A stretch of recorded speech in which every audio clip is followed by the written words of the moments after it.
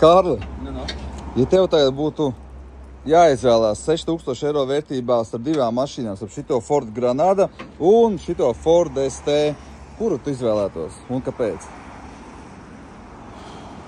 Tas ir labs jautājums. Abi divi ir ekskluzīvi aparāti. Tas ir Ford ST ar jaudīgo 2.5 benzīnu turbo dzinēju. Šitas ir ekskluzīvs to, ka tas ir mēmākais aparāts un jau nākotnes klasika. Es tomēr laikam paņemu Granādu viennozīmīgi, jo, kā es teicu, man šitā mašīna ir manā, retro automobīļa, teiksim, čeklistē.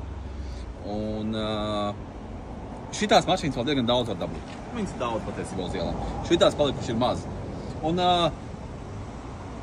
man patīk, es esmu atskaidies tām ātrām mašīnām, man gribās tā, man gribās 123 vai šī tāda, tā slīdēt lēnām, for chill.